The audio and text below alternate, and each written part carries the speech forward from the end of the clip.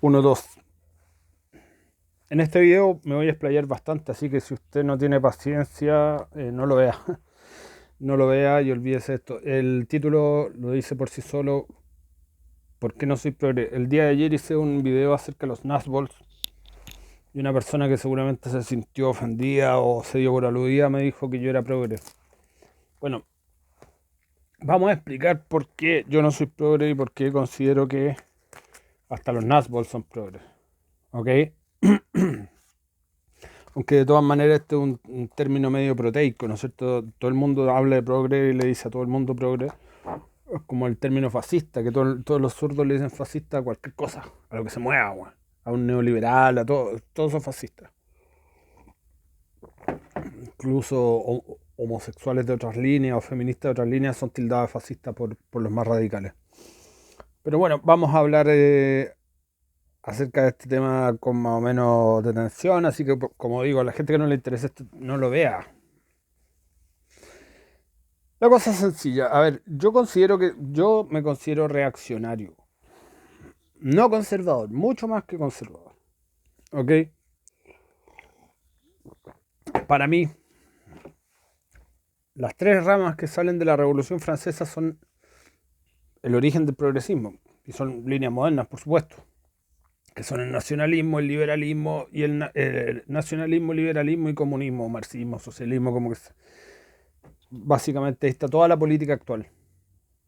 O sea, si no eres de lo uno, eres de lo otro y lo otro.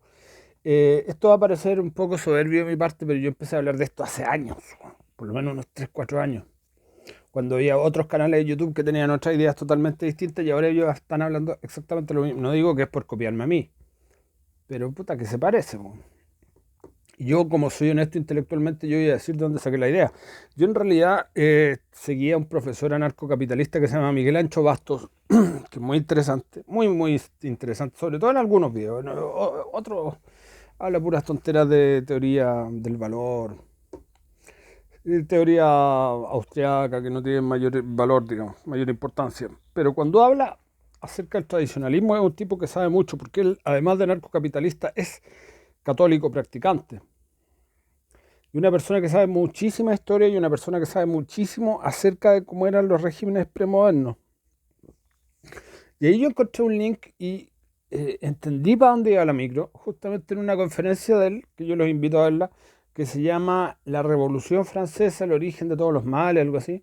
Está en YouTube, que dio para Students for Liberty en Cataluña, hace como unos 5 años, 6 años, es bastante vieja, pero donde justamente habla de esto, habla de que la Revolución Francesa, él dice que no es el origen de todos los males, pero yo creo que sí. O sea, yo a partir de una conferencia suya saqué una conclusión distinta, más o menos parecida dentro de todo lo grueso, pero con una conclusión distinta, que la Revolución Francesa sí es el origen de todos los males.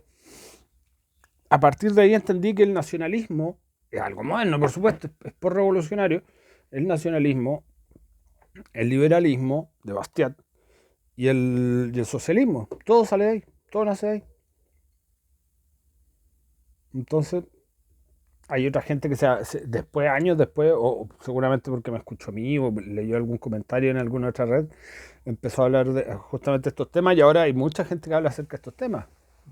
Yo antiguamente no conocía a nadie que había hablado, solamente Miguel Ancho Bastos, y entendí, entre otras cosas, que en realidad yo hasta ese momento me considero más o menos anarcocapitalista, ¿no? Nunca convencido, pero cercano a esa idea. Pero gracias a eso conocí las ideas de la tradición, del tradicionalismo, tanto el carlismo como distintos movimientos tradicionales que hubo en Europa en el siglo XVII, XVIII, XIX, siendo el carlismo uno de los más destacados, por supuesto, uno de los más interesantes además, que da origen a fenómenos que existen hasta el día de hoy, como el nacionalismo vasco y otros. Pero el carlismo originalmente era un movimiento totalmente reaccionario, pero a mí me llamó la atención, siendo anarcocapitalista o alguien cercano a esa idea, que ellos luchaban por bajar impuestos, y no que los conservadores eran lo contrario de los libertarios, yo decía. No, pues si uno se pone a investigar, los verdaderamente conservadores en la historia son gente totalmente anti-Estado. Los verdaderamente conservadores, incluso en el Estado de Israel al día de hoy, Los que son ultra ortodoxos son anti-Estado, no hacen el servicio militar, están en contra del Estado de Israel. Incluso en algunas son casi antisemitas. Bueno. Se dedican a atacar brutalmente al Estado de Israel. Esos son los ultraconservadores del judaísmo. Eso me ayudó a entender justamente que el libertarismo, cuando es bueno, cuando está bien fundado, es cuando está anclado en aspectos de la tradición, tradicionales y morales. Entonces, el cristianismo, todos los grupos tradicionalistas que hay en el cristianismo, finalmente todos en materia fiscal eran libertarios. Y más libertarios que los imbéciles que se dicen libertarios en el siglo XX, XXI, actualmente. Los estúpidos como Paralelo 33 y los del Partido Libertario de Chile, güey. Como siempre dicen algunos anarcotradicionalistas, por ejemplo, ningún rey en la antigüedad cobró nunca más de un 10% de impuestos, nunca, jamás. ¿Cuándo empezaron a cobrarse grandes cantidades de impuestos? Después de la Revolución Francesa. Póngale el apellido nacionalista, póngale el apellido socialista, póngale el apellido nacional socialista juntos, póngale internacional socialista, como quiera, cualquiera de esas. Todo liberal, bueno, los liberales al día de hoy. En países como Canadá, que prohíben a la gente movilizarse, suben impuestos, ¿no es cierto? Estos impuestos verdes por el cambio climático, el cambio global, estas weas que inventan, suben impuestos a la gente, encierran a la gente, van quitando y restringiendo las libertades, libertad de expresión, libertad de opinión, libertad de movimiento, todo tipo de libertad económica. Entonces, si alguien te dice, no, es que tú eres neoliberal, ¿qué es neoliberal, idiota? Uno sigue lo que es la tradición cristiana occidental y la tradición occidental más pura, que es la del Imperio Romano. En el Imperio Romano tenía un derecho sagrado a la propiedad, sagrado.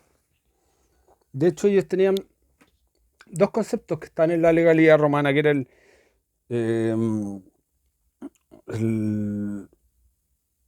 uso y el abuso. El uso y el abuso de tu propiedad. Si tú tenías un bosque y querías quemarlo, era hueva tuya. Y el Estado no tenía nada que hacer. Ni que fuera el emperador más grande del mundo, no tenía nada que hacer con eso.